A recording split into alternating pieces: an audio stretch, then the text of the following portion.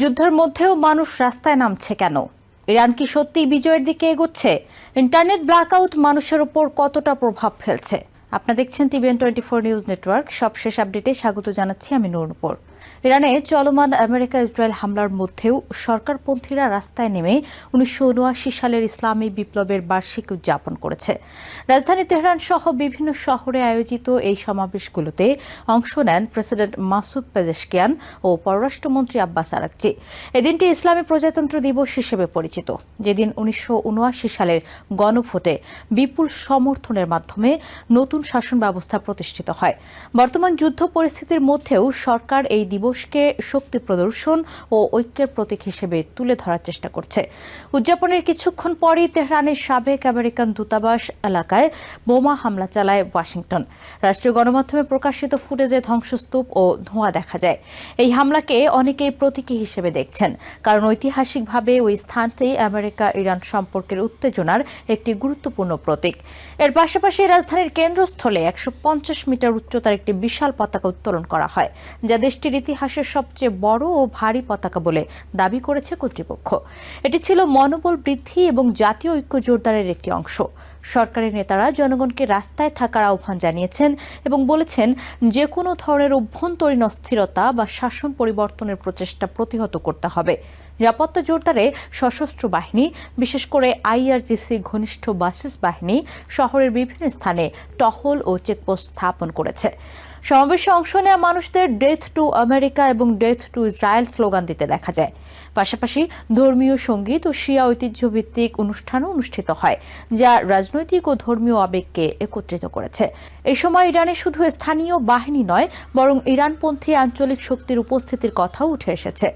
ইরাকের জনপ্রিয় মোবিলাইজেশন ফোর্সেসের সঙ্গে সংশ্লিষ্ট কিছু ব্যক্তিকে তেহরানের রাস্তায় দেখা গেছে বলে জানা গেছে। তারা মানবিক সহায়তা দেওয়ার কথা বললেও সমালোচকদের মতে এই ধরনের বাহিনী অতীতে অভ্যন্তরীণ দমন পীড়নে ব্যবহৃত হয়েছে, যদিও ইরানি কর্তৃপক্ষ এই অভিযোগ অস্বীকার করে। ইরান সরকার একই সঙ্গে শক্ত অবস্থান বজায় রেখেছে সম্ভাব্য আমেরিকান স্থল অভিযানের হুমকির মুখে।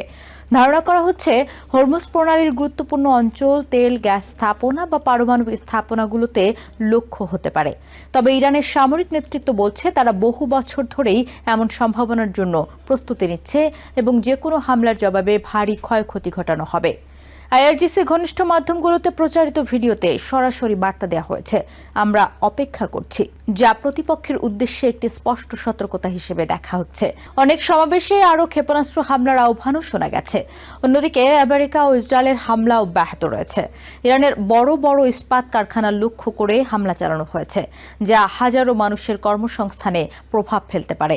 পাশাপাশি বেসামরিক পারমাণবিক স্থাপনা, বিশ্ববিদ্যালয় এবং আবাসিক এলাকাও ক্ষতিগ্রস্ত হয়েছে বলে খবর পাওয়া গেছে। যুদ্ধের আরেকটি বড় প্রভাব পড়েছে সাধারণ মানুষের জীবনে। প্রায় 1 মাস ধরে ইরানে প্রায় সম্পূর্ণ ইন্টারনেট ব্ল্যাকআউট চলছে, যার ফলে মানুষ নির্ভর করছে রাষ্ট্রীয় গণমাধ্যমের ওপর। অনেকেই ভিপিএন কিনে ইন্টারনেট ব্যবহারের চেষ্টা করছেন, কিন্তু উচ্চ মূল্য ও প্রতারণার কারণে তা কঠিন হয়ে উঠেছে।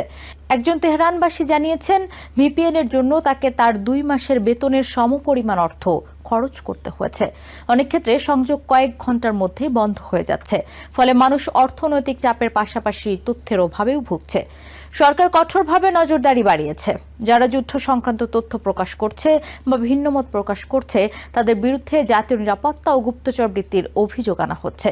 এমনকি ক্ষেপণাস্ত্র হামলার ভিডিও ধারণ করলেও কঠোর শাস্তির হুঁশিয়ারি দেওয়া হয়েছে। এই পরিস্থিতিতে সাধারণ মানুষ নিজেদের মতো করে সতর্ক বার্তা ব্যবস্থা গড়ে তুলেছে। দেশের এক প্রান্ত থেকে আরেক প্রান্তে ফোন বা বার্তার মাধ্যমে বিমান হামলার আগাম খবর দেওয়া হচ্ছে, যাতে মানুষ দ্রুত আশ্রয় নিতে পারে। ইরানে একদিকে সরকারপন্থী শক্তি বিজয়ের প্রত্যাশা নিয়ে রাস্তায় নেমেছে, অন্যদিকে সাধারণ মানুষ যুদ্ধ, অর্থনৈতিক সংকট এবং তথ্য নিয়ন্ত্রণের মধ্যে অনিশ্চিত ভবিষ্যতের মুখোমুখি। বর্তমান পরিস্থিতি দেখাচ্ছে, এই সংঘাত শুধু সামরিক নয়, এটি রাজনৈতিক, সামাজিক এবং তথ্য নিয়ন্ত্রণের এক বহুমাত্রিক সংকটে পরিণত হয়েছে। নিউ ইয়র্ক থেকে সম্প্রচারিত টিভিএন 24 টেলিভিশন বিশ্বজুড়ে বাঙালির কণ্ঠস্বর।